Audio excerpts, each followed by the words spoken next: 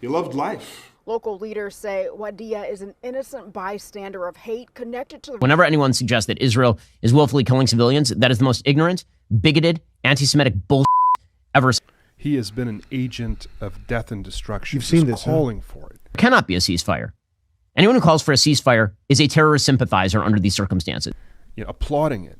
Well, I think you're going to see a new playbook.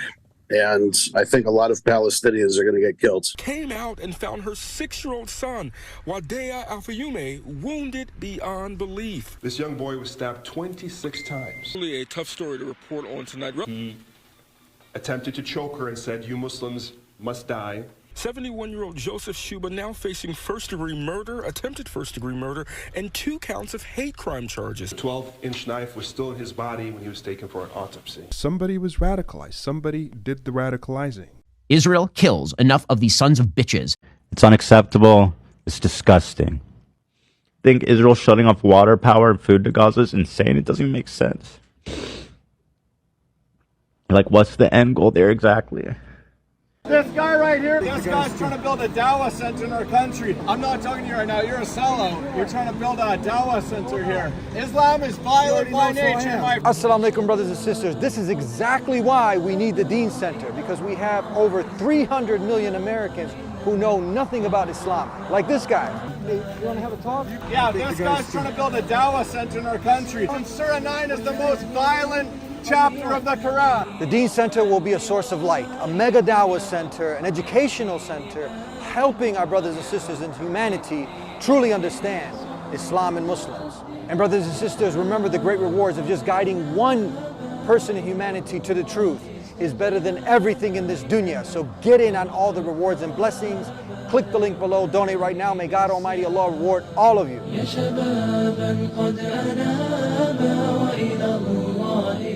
Bismillah, alhamdulillah, assalamu alaikum, greetings of peace. We have some very heartbreaking news. Police say the boy and his mother had been targeted because they're Muslim. An act of hatred against this Palestinian family. This is one of the last pictures taken of Wadea Al-Fayoume, who just a couple of weeks ago celebrated his 6th birthday. His life was brutally taken away yesterday morning at his home in unincorporated Plainfield after he was stabbed 26 times with a military-style knife. Will County investigators saying today he and his mother were attacked by their landlord, Joseph Chuba. The 71-year-old is now charged with first-degree murder, attempted first-degree murder, and 2 counts of committing a hate crime.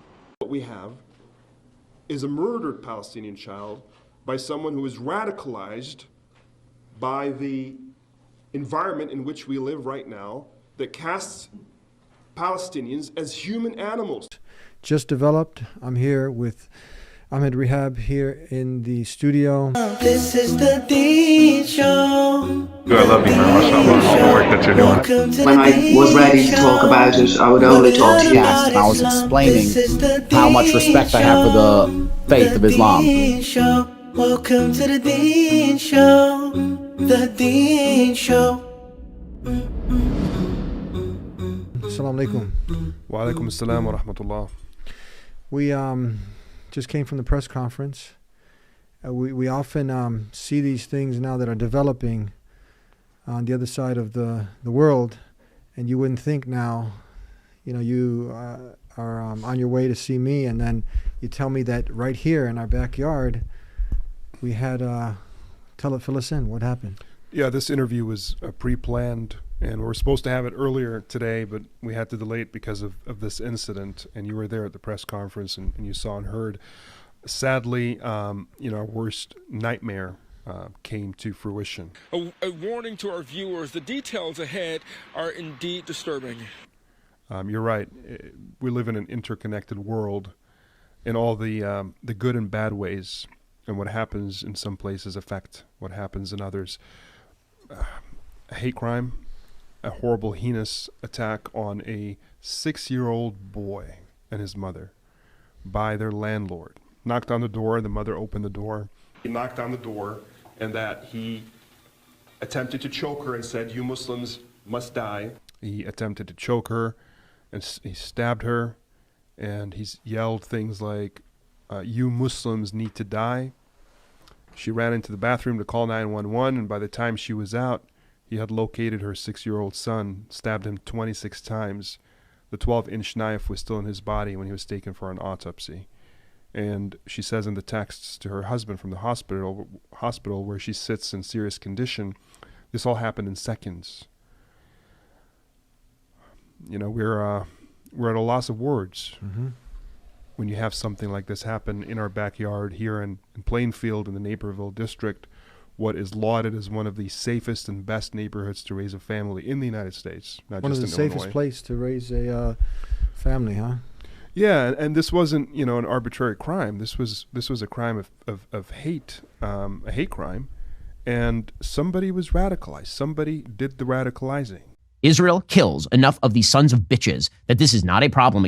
This person wasn't always like this, according to the family. As a matter of fact, the family says he was rather decent with them. You said he helped build a treehouse that police say the suspect built for the victim. No warning signs. You've never had any bad interactions with your neighbor? No, with Joe, no. The father says, who doesn't live with the family because the parents are divorced, it's just the mother who's 32 and the son who's 6, that the father said that he had built the son a treehouse in the backyard, and he would get him toys, and he was generally nice to them. So when he knocked on the door, they didn't suspect much. He'd been angry about what's going on in the news, and he'd been watching a lot of the news, which takes me to the context of this. And I got to say before I go there that ultimately the hand that stabs is the hand that's to blame, right? We as a Muslim community don't like to extend blame to the entire community when a Muslim acts up. So that's pretty clear. But the context in which this person who otherwise seemed normal became such a monster, you know, was brainwashed. That context is something for us to pause and think about. The context of the one-sided, lopsided statements by politicians, elected officials, by the one-sided coverage by the media, day in, day out, that built up such a frenzy of hatred by otherizing Muslims, Palestinians, dehumanizing Palestinians, even as Palestinians in Gaza are being decimated. What does the situation on the ground look like now? يا أستاذ وين رايح؟ Well, I am standing in Shuhada Al-Aqsa Hospital, which is located in Deir al-Balah in southern Gaza, and this is where basically the Israeli military asked Gazans to evacuate. And what we are witnessing right now is whole families, children, women arriving to the hospitals. The Israeli warplanes attacked, airstriked a home that belonged to Abu Jbara family located in Deir al-Balah in southern Gaza. We saw whole families. I myself saw children, at least 10 children under the age of 5 with their heads cut off, their bodies. If you can see around me, we can still see the ambulances arriving to the Shuhada Al-Aqsa Hospital, mostly women, mostly children. I mean, this is undescribable. This is like a massacre. From the skies. You're talking about almost, probably now more than double the number of victims in the Saturday attack in Israel happening in Gaza, sanctioned this time by the world, by the United States, by our president, by our governor, by our mayor, by our elected officials, by our media. The same exact voices that expressed rightly such, rage about targeting innocent civilians in Israel. Those same voices are now supporting what is happening. They're saying, I stand with Israel. And that to me is a clear message of support as to what Israel is doing to the Palestinians. So you're talking about 2,250 civilians killed in Gaza and more. We're still counting. 725, at least of whom are children. Hospitals being attacked, even as the entire Gaza Strip only has 2,500 beds in all of its hospitals. And we're talking about tens of thousands of people injured, bodies strewn on the floor in the kitchens and the bathrooms. Those jam-packed hospitals, as these defenseless people attempt to, bring life to these bodies, they're being bombed. 1 million individuals, civilians, being commanded to leave their homes from the north of Gaza to the south. That's an exodus. That's a stampede. That's a recipe for humanitarian crisis. And these are not just my words, but that's also the assessment of the United Nations. Given 24 hours to do so, or else. These are the conditions we're talking about. All of this in the already ravaged, open-air prison that is Gaza, completely sealed off. Food, water, shelter, food, water, fuel, electricity. And it's hunting season. He's shooting, fish in a barrel. They're sitting ducks. So this is happening. And then on top of it, those Palestinians, Americans living here, heartbroken, worried sick for their family, frustrated by this injustice and by the double standards, are subjected to acts like this. And you can just imagine where they are mentally right now, where their hearts are, where their feelings are. And this father, he said two things to me that were very powerful. The first, I said, keep your faith strong. Allah's will is supreme, and your son is an angel. He's in paradise. And he said, me and my children, all of us, can be sacrificed for Palestine. And the second thing he said, I came here for my children. And he started to tear up. He's been strong, he's been steadfast, he's broken, right? He's in shock. He's completely destroyed inside. But he's putting up his best face. But at that moment, his voice cracked. He said, I came here for my children, and now I'm burying them. And this is his only child, the 6-year-old. They just celebrated his birthday a couple of weeks ago. And this beautiful little boy, this darling boy, Wadia, let's call him by his name. He loved basketball. He loved soccer. He loved coloring, bright colors. He loved to swing around. He asked his father, what does he love? And he looked at me and he laughed in pain and said, he's a 6-year-old boy. He loves everything. He loves everyone. He doesn't understand what's happening in the world. But this radicalized man and what he did to him and his mother has now brought so much pain that will never leave the mother or the father or the extended community, the family, for the rest of their lives. Well, I want people to really paint that picture in their mind. I mean, so they were living there for 2 years, and she's now at home, and this is the landlord, so it's not some nut job off the street. It's a house, not an apartment building, so it's not just some, fringe person that you just don't know. It's your landlord. And you've developed some kind of relationship, but then you can see how powerful what we call this hate propaganda, this atrocity propaganda, the likes of Ben Shapiro. Person who does not value life or children or decency the same way that you do. Has been absolutely ridiculous. It's been horrible. Israel kills enough of these sons of bitches that this is not a problem. Whenever anyone suggests that Israel is willfully killing civilians, that is the most ignorant, bigoted, anti-Semitic bullshit ever. He has been an agent of death and destruction. You've seen this, calling for it. There cannot be a ceasefire. Anyone who calls for a ceasefire is a terrorist sympathizer under these circumstances. Applauding it. They say that I want America to fight wars for Israel. Nope. First of all, Israel can take care of herself. If Israel is forced to the wall, the possibility of nuclear exchange is extremely high. That is why it is very important that the United States provide the material aid to Israel. Here, get the out of the country. This is Jewish country only. We don't need Muslims here. In God's name. I don't know how you can watch someone like that and not feel like, and categorizing, the human beings as animals now. So this person, if he's watching someone like Ben Shapiro, if he's listening to Jordan Peterson, give him hell. Give him hell. So what happens now, this gets into your blood, your mind, your psyche, and you're seeing, and then the whole, not to talk about, you have the CNN, and you have Sarah Sidner, CNN's journalist, apologizes for making claims of Palestinian beheaded children. Do you care about the babies that were beheaded? No, the babies they were never beheaded. That was a made-up story. How do you know? True. It's show me the pictures now. So what about show me the pictures? You're a lying full of. You're full of.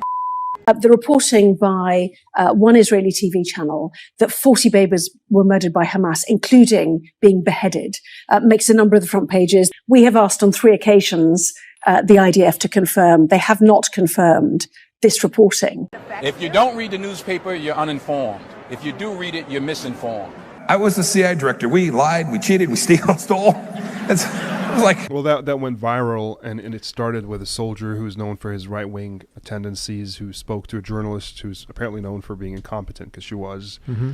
And then it just became a story, and nobody verified it. And it got all Wasn't the way verified. to the president, and the president repeated it. He repeated it. And by the time they corrected it and retracted it, the damage was done. Now, obviously, it's not to say that other forms of targeting civilians is okay. I mean, what No. happened in Israel is something, I don't condone. I don't, as a Muslim, condone. We I don't can't. care where you stand on the conflict, etc. As a Muslim, I'm pretty clear you don't target civilians. Absolutely it's not not, something yes. I would ever condone, even for a just cause.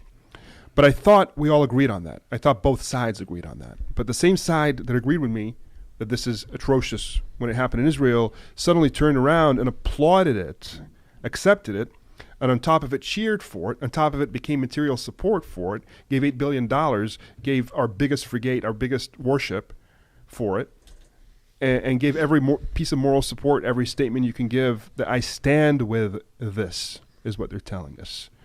And that's very confusing to me, because I'm supposed to be the terrorist sympathizer. Do you think now all this that we're talking about, and then the lie that's spread all across the globe, babies beheaded, this man is seeing that, he's getting pumped up now, he's got a Palestinian tenant.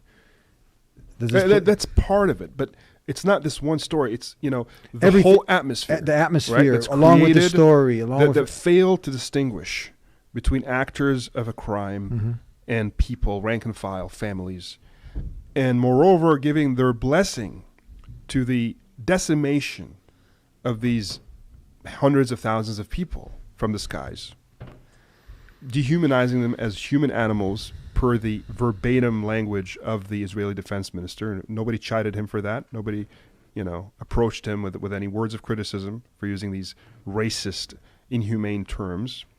But that set the ground for how a lot of the media and the politicians in America, thanks to the political pressures in this country, they've sold their souls, they've showed cowardly, immoral leadership, and they've just piled on.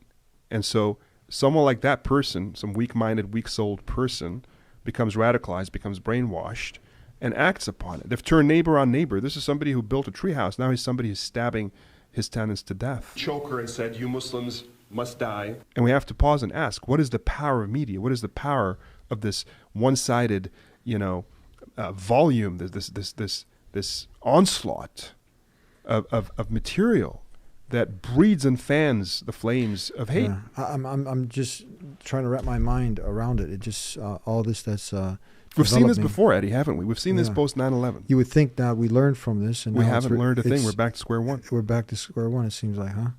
Because the moment we're under pressure, we fall back to that stupid stampede style, and it's not mindless. Actually, it's mindful. They know what they're doing. They know that there's another side to the story. They know that Palestinians suffered for 75 years. They know that what Hamas did does not represent Palestinian history, Palestinian life. The grievances, the absolutely legitimate grievances Palestinians have cannot be summarized and shut down in this little capsule that they call Hamas. And then they love to harp on that because that takes away from the larger story and the larger context and all the suffering and all the abuse and all the dispossession, the occupation itself, which is the root cause of this conflict, and the oppression, the apartheid regime that comes along with it. Nobody wants to talk about that. Instead, they want to extend Hamas to the entire Palestinian population, if not the entire Muslim population, and breed fear and hatred and scaremonger against all Palestinians, Arabs, and Muslims.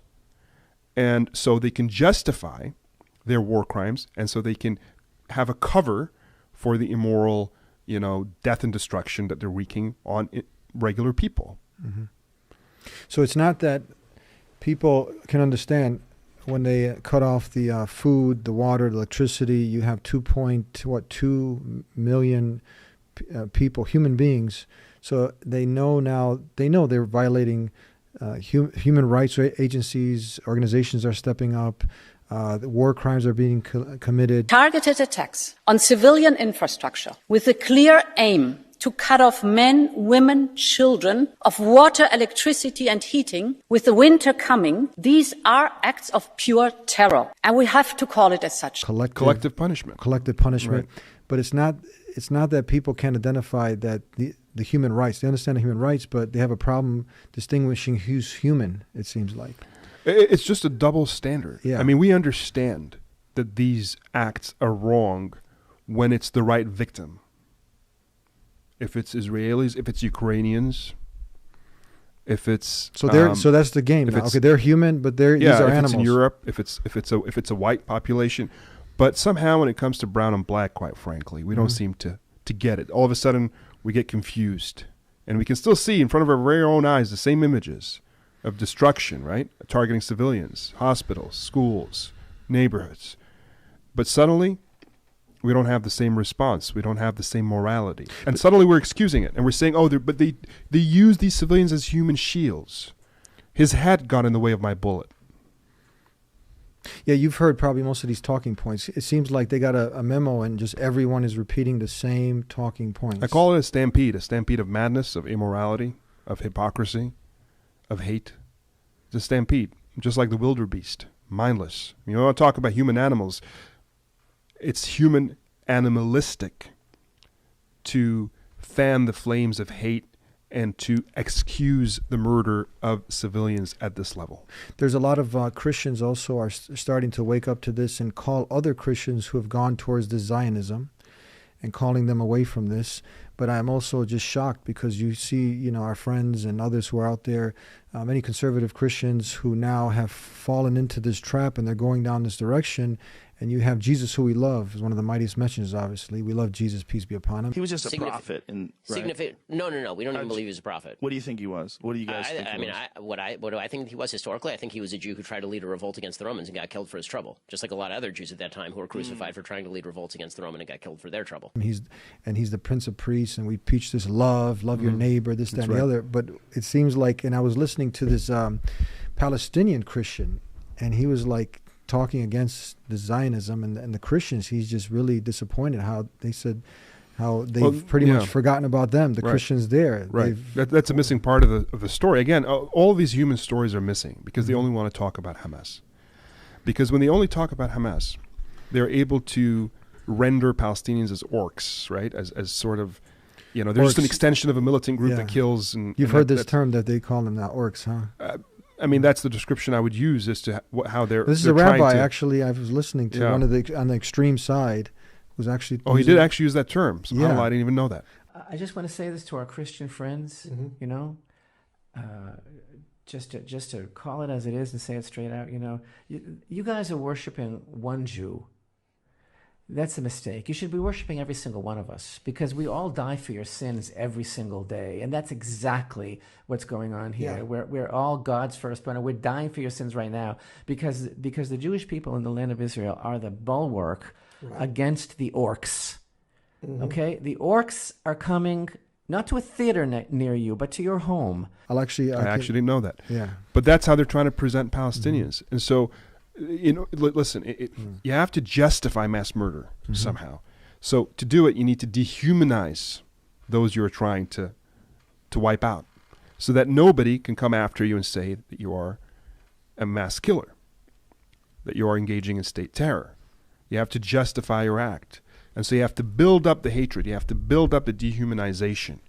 And that's why they only want to talk about one word, but they don't want to talk about the actual life that is Palestinian life, the weddings, the graduations, the dinner parties, the families, the shopkeepers, the everyday life. That doesn't exist. All of that doesn't exist. It's just a bunch of militants and an outgrowth that is the Palestinians to it. Mind you, this whole conflict began in 1947, 1948, years before Hamas was ever formed. Hamas is a consequence to the creation of Israel, among many other consequences. And so to start history at that point and the conflict at that point, and then also to start it last Saturday, not to be able to contextualize larger issues. This is not to excuse the act. As I said earlier when we're referring to this landlord, those who commit a crime by their hand, they are to blame. But how can we talk about the larger conflict if we only have the memory of Saturday? We don't have the memory of the air raids before that, the murder of many. If murdering civilians is the issue, which I think it is, then how come there was no concern? How come there was no outrage when 30, 40 times the number of civilians that were killed in Israel were killed in Palestine over the last few years happened through air raids, through settler violence. And it's not just about murder. It's about the humiliation and the dispossession, taking land, taking homes, forcing people out at will. Impunity, nowhere for you to go. Gaza itself, by the way, these 2 million, these are not natives to Gaza. These are already displaced people whose lands have already been confiscated, whose possessions have already been taken, who've been forced into Gaza, a lot of them. And now they're being forced into southern Gaza. And from there, God knows where. Maybe they'll push them into Egypt or out into Jordan, and so on and so forth. That is part of the story. Now, they can ignore that all day long, but the world knows the context. And how can you bring peace if you can't even acknowledge reality? If there's no accountability, right? So what we're seeing right now is a clown show, frankly. It's delusional, it's double, it's duplicitous. There's a double standard. I'm all for having clear moral standards when it comes to not targeting civilians, but I would want the other side, those who are pro-Israel, to show that they actually stand for that. I don't think that they do. I want to share a couple clips with you. What can the people that are not familiar with how IDF operates learn? Meaning, allegedly they sent 3,000 texts to Palestinian citizens urging them to leave. They've dropped leaflets. They've dropped food before. They do what is called, I believe, roof knocks that's saying, hey, you've got 5 minutes to vacate the building because we've identified this building as a place that a missile came from. So meaning they're trying to limit civilian casualties. Whereas obviously Hamas will gladly rape and pillage whoever they come across. What should the world know about how the IDF is operating to save civilian lives? Well, I think you're going to see a new playbook. And I think a lot of Palestinians are going to get killed. There's nowhere to go.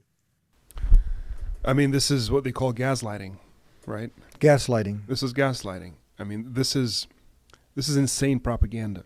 I mean, imagine if I were to tell you, hey, Eddie, you and your family, you got 5 minutes to get out of here. I warned you. And then I wreak havoc on your house. Now, imagine if I say this about your neighborhood. Imagine if I say this about your city. Imagine if I say this about your entire country. I mean, you're talking about 1 million people. That's half the population leaving. So half the population has homes in which missiles are being launched from. It is not about that.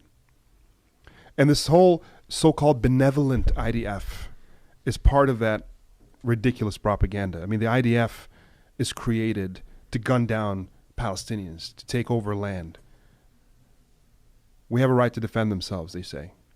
But do you have a right to occupy? Do you have a right to attack? Do you have a right to raid? Do you have a right to kill civilians? That seems to be what they believe is part of self-defense. So now we have a problem as to the definition of self-defense. And when you move the goalpost that way, it becomes a semantic exercise. It becomes a game. And that's what we're seeing. And there are a bunch of those tropes, a bunch of those canards, a bunch of those excuses. You hear, they use, whenever the numbers come out and they can't dispute them of how many people die and how innocent they are because they're children and women. If they were men, they would just attribute them being, militants. Yes. So, okay, let's talk about the children and the women. And then what do you do? Then they go to the point that, we were just shooting the militants, but they used the children and women as human shields. You always hear this, yes. You always hear this. How do you respond to that? I mean, is that what you did when you were attacked in Israel? Were these dead Israeli women and children human shields? What gives you the right or the thought that you're human enough to want your women and children to live, but that Palestinians are so subhuman that they want their children and women to die to protect themselves? These men. At the very root of this, regardless if it's Hamas or whoever, right? The very notion, and this is something that they address to the entire Palestinian population, to the Palestinian makeup, right? It's meant to dehumanize Palestinians, that they're less than you and me, that they don't have normal familial relationships. They don't have normal human instincts. They're human animals. And they do it as they raze their country, their land to the ground. If you can call it a country. This strip is essentially an open-air prison. It's called a strip for a reason. Many call it now a reservation, a concentration camp. That's pretty much what it is. And they've tried. Palestinian people, God bless their hearts, are resilient people. And I can't imagine what life is like in a place like this, most densely populated, sealed from all sides. They get to decide what goes in, what comes out, whether it's a pencil or a medicine. And despite of that, they've lived. And they've married, and they've had weddings, and they've had birthday parties, and they've had soccer games, and they've had homework, and they've had school. So they try to live, and that's a testament to Palestinian resilience. But they want to erase Palestinian life. And that's why I tell my Palestinian brothers and sisters, especially the young people who are involved in activism, is drop the slogans, right? The hey-heys, the ho-hos, the chants, and fight back with what matters. Your stories. If the idea here, if the strategy here is to dehumanize you so that they can erase you and wipe you out, then you had better humanize you. You had better tell your story.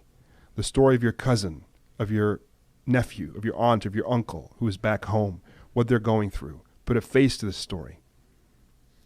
And tell the stories of your past, not just your present, your grandparents, your parents, and what they've been through and how they've felt. We can't erase the human when it comes to the Palestinian side, when it comes to understanding or covering the Palestinian side. But that's what the media has done consistently. That's definitely what the Israeli government and its modus operandi when it comes to its communication and propaganda has done. That is what the United States, in lockstep with Israel, has done. That's what this horrible man who killed this innocent child has fallen for. And so the way to fight back is existence is resistance. Mm-hmm. Exist with your story. What do you like to say when people go, they say, okay, this was when they go historically, and then you hear them using this argument now that this is our land, this is the Jewish land, this is from 3,000 years ago, and now this is our birthright. How do you like to answer this? I am not interested in these types of debates and conversations, because what you're going to have is one side, whatever you tell them, mm-hmm. is going to have some answer for that. It's going to have some alternative view of what you're saying, and vice versa. These debates go nowhere. What we're talking about right now is not some academic debate. What we're talking about right now is human rights abuse. That's what we've been talking about. That's what's been happening. What we're talking about is humanitarian crises. What we're talking about is war crimes. And in instances, the civilians are target acts of terror, whether it is, by militants or by governments and their militaries.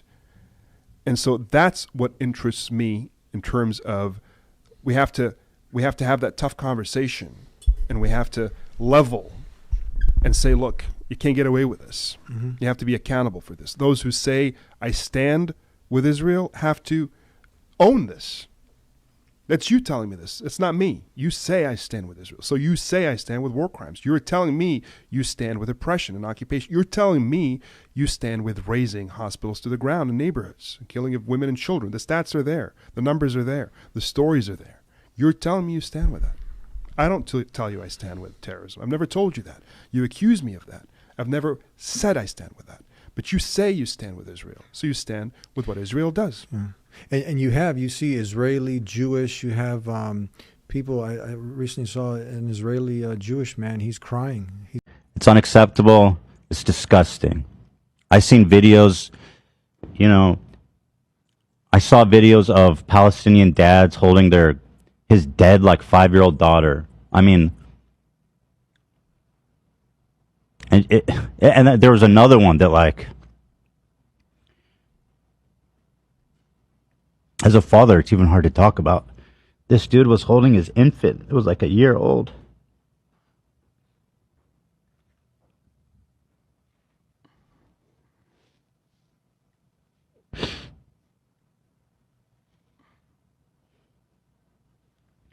And he was patting her on the back and saying his final goodbye. I mean, he's holding her like she's alive, like he's just burping her or something.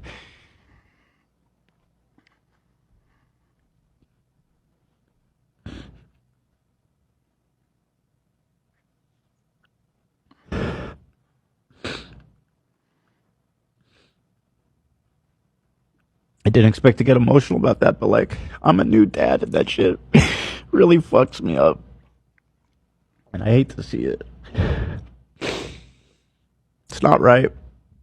I think people in Israel that support the government and the government need to watch that shit. I think Israel shutting off water, power, and food to Gaza is insane. It doesn't even make sense. Like, what's the end goal there exactly? This is a cruelty and a brutality that is unbelievable. And Joe Biden talks about the other side, the Palestinians, as being evil. This is such hypocrisy. It is enraging. This hypocrisy, these attempts to show the other side as evil while completely glossing off the savagery by Israel and with the support, like you said earlier, support of the United States. Look at these pictures. What do you think is under this rubble? This is all civilian. It's always civilians. 55% of the people in Gaza are under the age of 18. It's an entire society of children. But if you're a human being, like a human being, right? Hang with me for 1 second. So as soon as I heard that Israel cut off Palestine's water, my first thought was, who the cuts off water to millions of children and civilians during a time of war? What kind of a barbaric act is that? And my second thought was, wait, why the Israel control Palestine's water? And a brief search got me to this by Amnesty International titled The Occupation of Water. All right. Soon after Israel occupied the West Bank, including East Jerusalem and the Gaza Strip, the Israeli military authorities consolidated complete power over all water resources and water-related infrastructure in the occupied Palestinian territories, OPT. And I know what you're thinking. Well, they took over existing infrastructure to build some new one. Israeli military order 158 stated that Palestinians could not construct any new water installation without first obtaining a permit from the Israeli army. Since then, the extraction of water from any new source, the development of any new water infrastructure would require permits from Israel, which are near impossible to obtain. It gets they are unable to drill new water wells, install pumps, or deepen existing wells, in addition to being denied access to the Jordan River, right? Israel even controls the collection of rainwater throughout most of the West Bank, and rainwater harvesting cisterns owned by Palestinian communities are often destroyed by the Israeli army. As a result, some 180 Palestinian communities in rural areas in the occupied West Bank have no access to running water. They don't have access to water, bro. What the on here? Because the resulting disparity in access to water between Israelis and Palestinians is truly staggering. Water consumption by Israelis is at least 4 times that of Palestinians living in the OPT. Palestinians consume an average of 73 liters of water per day per person, which is well below the World Health Organization's recommended daily minimum. In rural areas, it's as low as 20 liters per person per day. And how much water do Israelis drink? Sure, I'll tell you. By contrast, an average Israeli consumes approximately 300 liters of water per day. You see, we talk a lot about values, but let me tell you something about American values. If I took my dog to a restaurant right now, the server or the owner on their own dime would bring out a cup of water for a stranger's fuck. This isn't during wartime. This is status quo. What kind of an insidious government will make it a point to make sure intentionally that an entire population stays thirsty? People out here talking about freedom, voting rights, passports, airplanes. He's watching, he's saying, look, you know, it's blowing his mind. I don't know if you saw many of these videos, you know, people who just have a heart. Their heart is, when they're seeing, like you're saying, the human side, they're not falling for these are animals, and they're seeing actually images. Now, this is not fake news. They're seeing all of the hospital footage. They're seeing fathers with their children. That's a fair point. And you're seeing body parts all over the place. Look, in Israel proper, right? You have people who are so incensed, Israelis, Jewish Israelis, who are so incensed with what's happening in their name, and they let it be known. And some of them are reporters. Some of them are some newspapers, like the Haaretz. Some of them are influencers. Some of them are everyday people. They're a smaller minority that need to go ahead and they're vociferous. Yes. Definitely, they're not in the majority. Otherwise, you wouldn't have Netanyahu in power. The majority voted for him, at least a plurality. And looking at the general propaganda in Israel on their television, on their news, and on their social media, definitely these voices are in the minority. But they exist. And in the United States, they exist as well. I mean, Jews, some of them who consider themselves to be pro-Israel, some who don't. But you have those voices who are pretty clear about their condemnation of the human rights abuses in the name of Israel or in general. Yeah. Right? And I was called by a rabbi who We had, gone off on the wrong footing, and this guy's a pretty well-known leader in the Orthodox Jewish community. And he was pretty genuine, right, when he called me and said, look, there's hurt in my community, but I'm calling to express, my empathy with the hurt in yours, to ask how you're doing. He said, I don't want to debate. I said the same thing. And he didn't call to levy a litmus test, right? It was a human-to-human conversation. Yeah. And we had gone off to the wrong footing, but I had confronted him about what was the problem, and he had clarified and apologized, and we became something of friends. And so a little later he called and he said, I've been thinking about what you said about our common humanity, and I've been thinking about the pain in your community. And I appreciated that sense of goodwill. And that's all we're asking for here, right? We're asking for us to be the humans that we are. I don't want us to fall into tribalism and territorialism and teams, Muslims, Jews, right? This, that. I think we need to fall back on our common humanity. Draw your virtues and values from wherever you want. For me, it's from Islam. Mm-hmm. But show me who you are through your positions, through your stances, and moreover, through your actions. And, it's easy to propagandize. It's easy to throw terms like, terrorist sympathizer, terrorist supporter.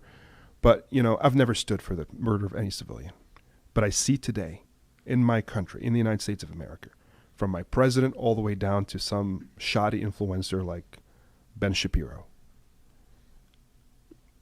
expressions that support the murder of civilians, or at least excuse them, or at least contextualize them as okay. What do you suggest? How do you tackle, because you're seeing so many videos, you're seeing so many things coming up, and it seems like one of the things that you're getting to see is you're getting to see people's colors, you're getting to see people, their true self coming out. We don't have a problem if somebody's doing something against, because I think that's another important thing is why Islam is. It's authentic. You have everything there from when you wake up in the morning to when you go to sleep. Everything is laid out beautifully.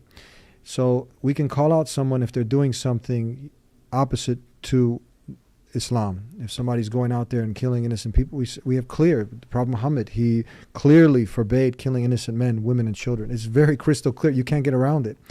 So now, how about on the other side? You've seen these videos with. Where are you from? I'm from Israel. Are you a IDF soldier? Yes, I am. Didn't the IDF, they bombed Gaza and Yeah, of course. they killed hundreds of children? I don't know about it, okay? I just know that we bombed them because they bombed us, okay? And what about before that? Why did they bomb you guys? I don't know why, okay? Maybe something like a lot of years ago, but... You don't know the information? Before Israel, 1948, it was Palestine. Yeah. No, it's called Israel. No, it was called Palestine before 1948. Maybe it is. And it still is. Right now it's occupied Palestine, yes. Yeah. I wish IDF promoted them, okay?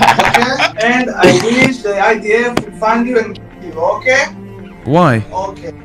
No, I don't know. The motherfuckers, only Israel, no Palestine. And if you talk it like again, I will f*** you in your ass, okay?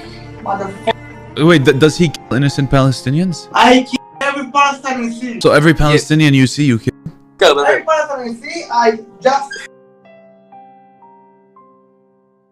Some of these, and you've seen actually the March of Return. Remember the March of Return? Yeah. You had like 700. There was no human shields then. These were people in wheelchairs. You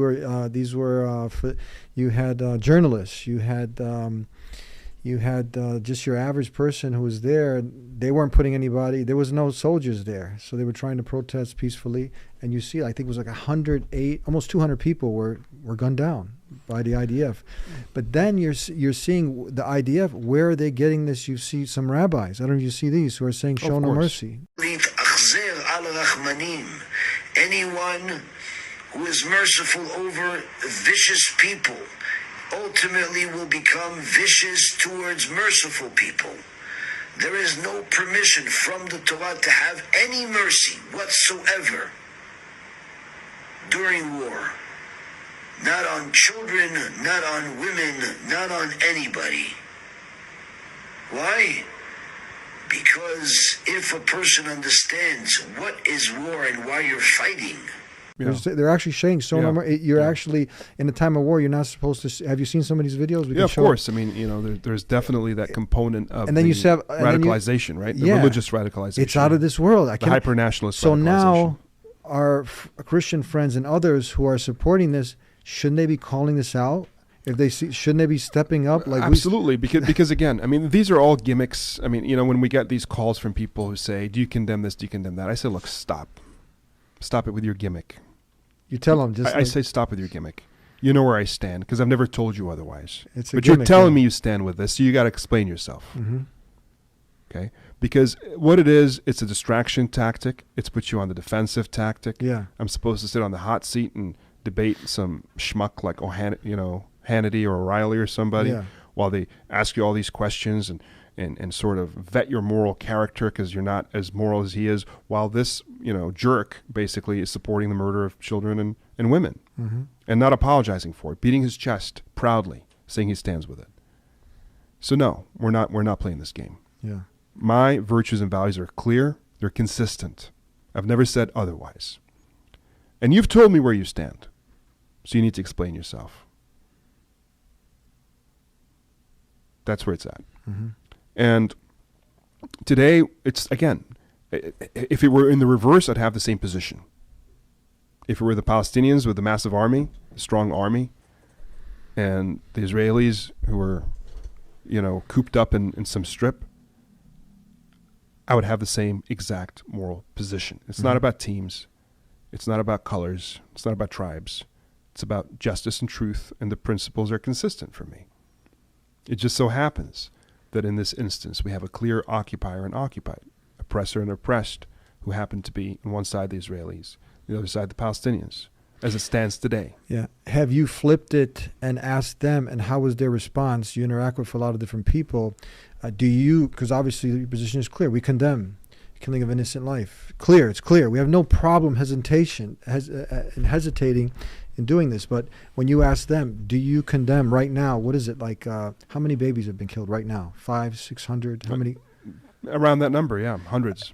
I mean, if a journalist has someone ask you, do you ask them, do you condemn the killing now of all these hundreds of innocent lives there? Do you condemn? Well, that's where they obfuscate, meaning that they try to the human muddy rights, the waters. The human rights violations now, with the shutting off of food, the collective punishment. Do you condemn the March of Return? The Christian Shireen, her name was journalist, right?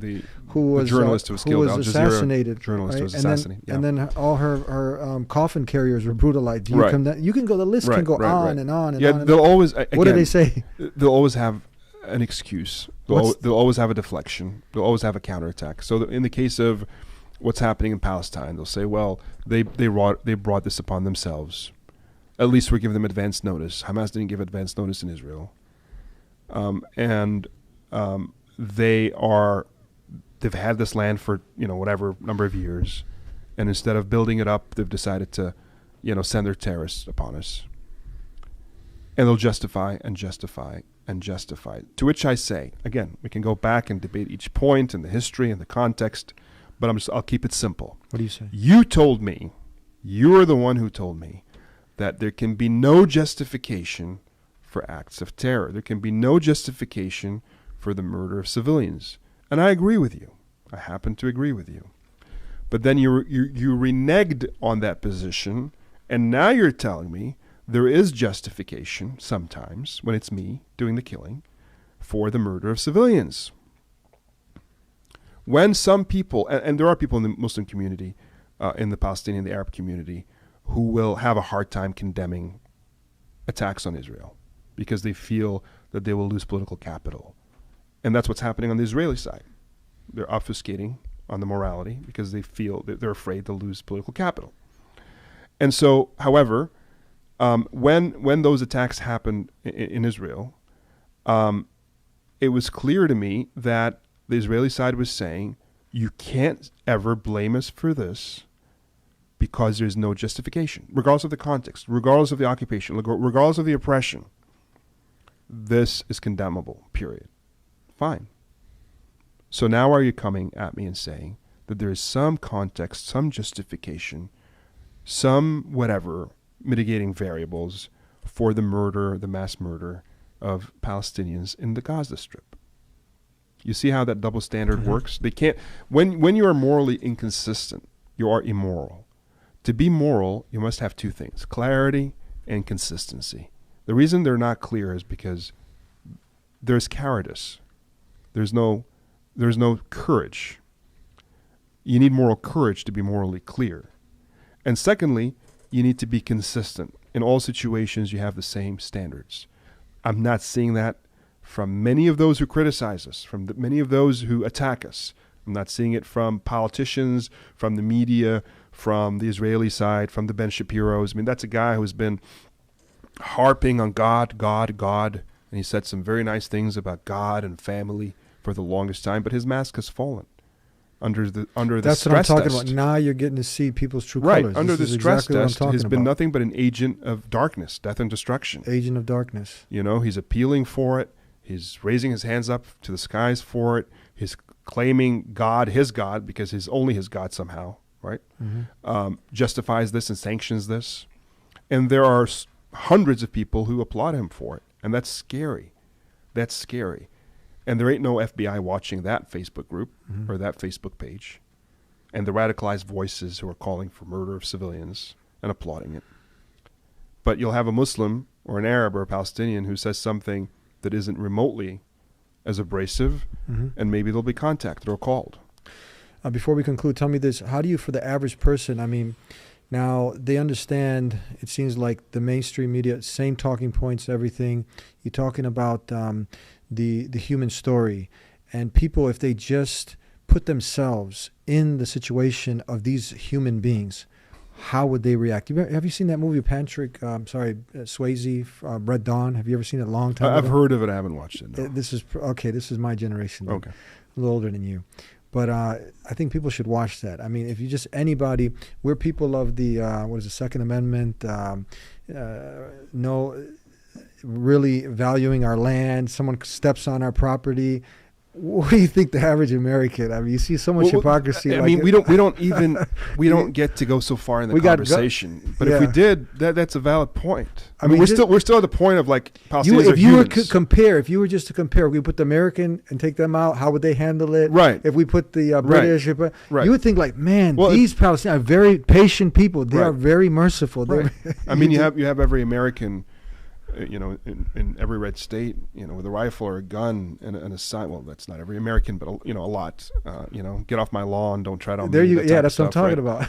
And Americans understand that's a very important thing. As a matter of fact, this entire country was built on a reaction to oppression, on a rejection of oppression, and it was an armed resistance. It was an armed uprising against oppression. And that's been the case in many instances of history, Western and otherwise. It's only understood and excused as part of a larger context of push and pull, of two sides going at it for different reasons, right? Yeah. But when it comes to other people, it can only be you're just evil and violent, and you're doing it for no goddamn reason other than to spill blood. Now, I'm not talking here about targeting civilians. I'm talking about, military to military type of warfare or struggle, but that's still that kind of understanding still wouldn't be given, right? It's only given in the context of, say, Ukraine. Yeah. But if Syrians are trying to defend themselves against the same aggressor, as it so happens, Russian planes, then there's not much support or understanding. Does it go back to they look like us, they white like us? That's part of it. That's part of it. Part of so it. Ukraine is okay, but over here, right? And you're Bosnian. Bosnia wasn't okay. Bosnia wasn't okay to defend themselves. There was an armistice. There was basically a ban on arms for Bosnians at the same time that they were being subjected to a genocide. Yeah. And it wasn't until they had been killed, mass murdered in large numbers, that action began to be taken, right? Yes. And they're white and they're European, but they were Muslim. So now we're seeing something of a theme here. So maybe it's the religion and the race combined. Look, I don't like to be flippant, right? I think at the end of the day, I judge humans on an individual level, not a race level or religion level. But there's definitely a blind spot in our quote-unquote Western civilization when it comes to moral standards, their clarity, their consistency, and their applicability to all people. Weren't we the ones here from over here? We wanted to prove our point. We wanted to win. Pearl Harbor comes, and next thing you know, I mean, this is not a command center. This was a whole Hiroshima, Nagasaki. Yeah, I mean, talk about justifying, I mean, and again, there was a context for that, et cetera. So, we're toggling between. Anyways, we can go down that road, but it's like it just hypocrisy upon hypocrisy. I mean, and you're starting to see people wake up to a lot of things. So just back what I was saying, humanizing the situation. These are not animals. You have the Nelson Mandelas of the world. You had the Jimmy Carter. Could go to the West Bank and Gaza or even to East Jerusalem and see what's happening now to the Palestinians that would disagree with my use of the word apartheid. You had so many people who actually went down there. They sat with the human to human. They saw the suffering, and they concluded that this is an apartheid state. This is illegal what they're doing. This that's not even debatable. I mean, it's not debatable. It's only propaganda and intentful delusion. I don't think it's even how many real human rights delusion. Organizations have condemned this? They know. Even in Israel, there are also human rights organizations that have condemned this also, right? The Slim and others, absolutely. You know about that? Yeah, that's pretty clear to everybody. How did they get around this? Just pretend it didn't happen. Uh-huh. Just keep repeating the lie long enough until a lot of people think it's the truth. Yeah. And put political pressure and financial pressure where possible. Mm-hmm. And force a singular narrative and push out and censor other narratives. We're seeing this happening in America. And now, if you don't care about Palestine and Israel, if you don't care about whatever's happening in the Middle East, that's fine. You should still care about your own civil rights, about your own country's values and ideals. You should still care about, for example, freedom of speech and freedom of expression. And for you as a citizen to not be put in a sheep's position where your eyes are covered, there's wool over your eyes and you can't see, and they tell you whatever they want you to believe and you just bleed it out.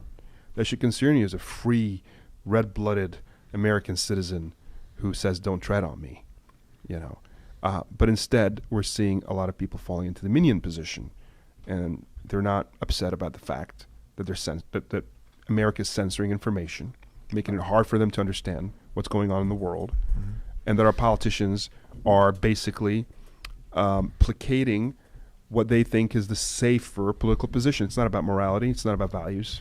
It's about my seat and how I can maintain it and how I can run for office again. And so it becomes an oligarchy. Mm-hmm. It doesn't become a democracy. Okay, so final words. What do we say to our friends out there? They, recently, before all this kicked off, you had many Christians, Jews, many people who were seeing, what was happening to our children in the schools, the sexualization of kids. Leave our kids alone! Leave our kids alone! Leave our kids alone! A man walked into the women's bathroom at McDonald's. My daughter goes into those bathrooms and no man needs to be in there. You understand me? I'm a man. You are a man. You are created as a man. You are a man. Start acting like a man. We're seeing the Muslims are on the front line. They're like the last hope standing, against a lot of these things that are being pushed out there, the destruction of the family and all the other things. They're like, man, we need to ally. We need to work together against all of the greater forces that are coming again.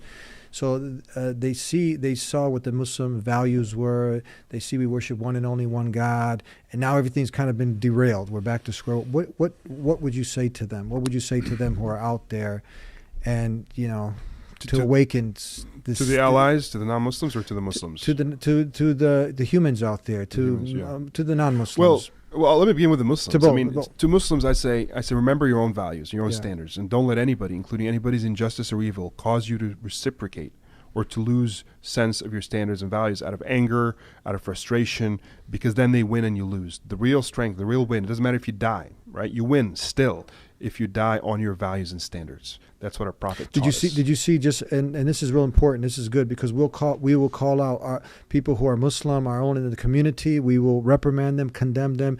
I don't know if this AI, you can't really trust a lot of things that are out there. You saw some of these videos and they're using it against us. The Muslims acting up, maybe saying some things they shouldn't be saying, you know what I mean? So whether it's true or whether it's false, I'm not going to adjudicate. I haven't seen Yeah. those videos, but generally this is the message I'm giving. This is pretty clear.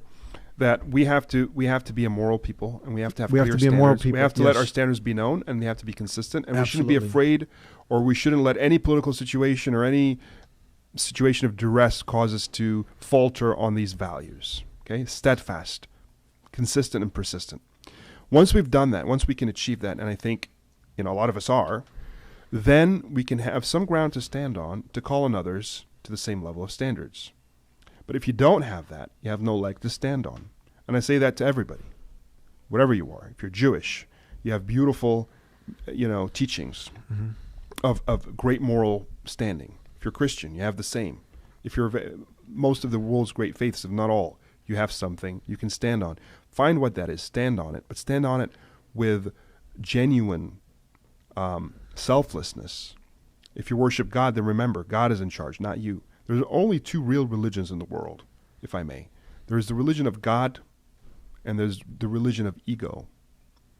And we believe as Muslims that Christianity, Judaism, Islam, the prophets that came through these movements, right?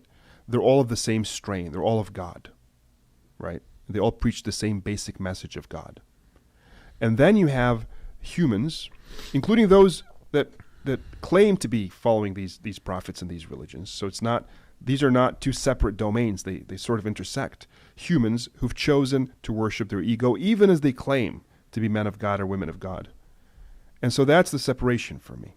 You have to check yourself. Are you worshiping your ego? Are you following your ego? Your whims and desires, as the Quran calls it? And he says, have you seen the one who follows their whim and desire? They worship that, right? Or do you worship the objective God? And when you do, you can be objective about matters. You're not about tribalism. You're not about territorialism. You're not about, your own interests. You're fair and you're balanced and you're just. God is just, and that's what we aspire to, justice. Thank you.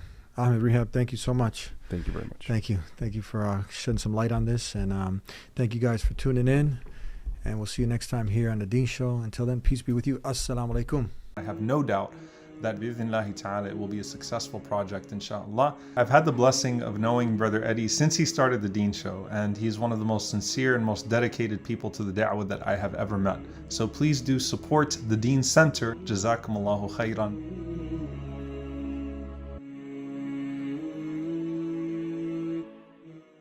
I cannot leave without giving you a gift. If you're not yet Muslim and you're tuning in to see what these Muslims are talking about and you like a free copy of the Quran, go ahead and visit thedeenshow.com. We'll take care of the postage and everything and get it delivered to you. And if you still have some questions about Islam, call us at 1-800-662-4752. We'll see you next time. Until then, peace be with you. Assalamu alaikum.